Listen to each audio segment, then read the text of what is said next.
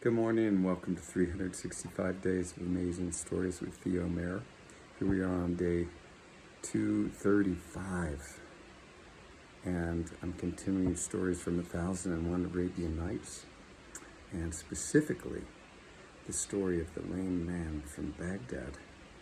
And you might remember that he fell in love with a woman after seeing her in the window, and it was the daughter of the head judge of Baghdad. And he didn't quite know how to proceed, but he went home and kind of fell apart for quite some time, losing weight, becoming emaciated. He was a wreck. An old woman came in and figured out what was wrong with him, said that she knew this young woman and would act on his behalf. And at first it was bad news, and the old woman came back saying that she didn't want to see him, but then, and he fell into a worse state. But then she came back and said, okay, on Friday, before noon prayer, she wants to see you. And it was because the old woman let the young woman know that this young man was dying because of her rejecting him. And so he waited until Friday, and the old woman came back. He was like full of anticipation, regained his hunger and his vim and vigor, and kind of built himself back up again. Friday came, the old woman came, are you ready? And he said, yes, I am hale and hearty. And she said, maybe you want to go to the bath? He said, I've already washed, but I'm going to shave my head. So he has a servant call for a barber. And the servant soon comes back with this wretched barber that's sitting in the room where he's now telling the story. And I'll continue with his words. And so, this wretched barber that you see before you came into my house, and he gave me a greeting, with which I returned his greeting to him. He said, my lord, you're looking quite emaciated. I said, yes, I've been sick. And the barber said, well, I pray for your quick recovery. And our young man said, well, I pray that your words may be heard. And he said, so you wish for me to shave your head today? Do you wish for me to let blood as well? The young man said, no, I just wish for you to shave my head. And can please get started with it and stop your raving, because I am still weak from being sick. And the barber said, oh, yes, your healing is at hand and your recovery soon. And he put his hand on his leather bag and opened it up and brought out an astrolabe and went into the courtyard and held the astrolabe up to the sun. And then he came back in and he said, yes, yes, indeed. 5 minutes and 3 degrees we are into this day, on this Friday, which is the 8th day of Sahar. And because of it, and because of where the ascendant is, and that Mercury is in alignment with Mars, it is a good day to cut hair.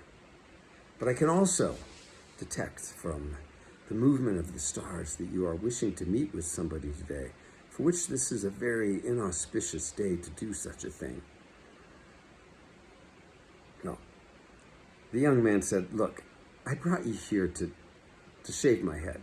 Can you please just shave my head? I don't need astrological readings. I don't need your ranting about when is a good day or a bad day to do anything. I just want my head shaved. Can you shave my head? And the barber said, shave your head? I will, of course, of course, of course. But you should know that this is a blessed day for you, because I am not just a barber. It is by the grace of God himself that I am here, for I am a barber, I'm also an astrologer, I'm a scientist, I'm a literary genius. I am versed in so many different pastimes that, well, not pastimes, studies, that you are blessed today for having me in your midst. You should be praising God that I have come to help you this very day. The young man said, I really, really don't care about all these other talents that you have. I just would like my head shaved. Oh, but you should know, I tell you, that I am not just a barber. I am versed in mathematics and algebra, calculus, the movement of the stars across the sky, history. Well, ask me almost any subject. I am well-read, and not only well-read, but I've digested the material that I've read. Therefore, you are lucky today to have me in your midst. You should be praising God. The young man said, "Servant, please give him 3 dinars and send him on his way, and bring back to me a real barber that can get this job done." And the barber looked at him in shock and said, "You cannot pay me, for I've not done anything yet. I'm obliged to serve you before you pay me first, for I must do your service, and you should know that I served your father and his father as well. And they, oh my God, they loved me more than anything. In fact, your father, when I first came into his midst, after I had spent some time with him, well, he called to his servants and he said, 'Pay this man 103 dinars. Now, I asked, 'Your Lord, why do you wish to pay me 103 dinars? That is way too much.' And your father, he responded, 'Well, I will pay you 1 for your astrological reading, 1 for your entertaining company, and another for shaving my head. But the other 100 are for, well, just what a beautiful man you are, and for singing such praises of me. Therefore, 103 dinars is your just reward. Be like your father. Be grateful that I am here in your midst. Do not send me away.' 'Well, then,' I said, 'get on with your business and shave my head.' 'Be it that way. You must know that not only am I barber and versed in all these ways, but I am known as the Silent One. All of my other brothers, 7 of them there are, they all are known by different names. 1 the babbler, 1 the prattler, 1 the chatterer, 1 the stone mug, on and on with their names, and they are not worth your company. But me, I am known as the Silent One, for I do not share anything with anybody, and as you can see for yourself, well, I keep things to myself, and I don't go on blabbling and babbling. I stick to my business, indeed I do. So, be fortunate indeed, be glad that I am here to take care of you this very day."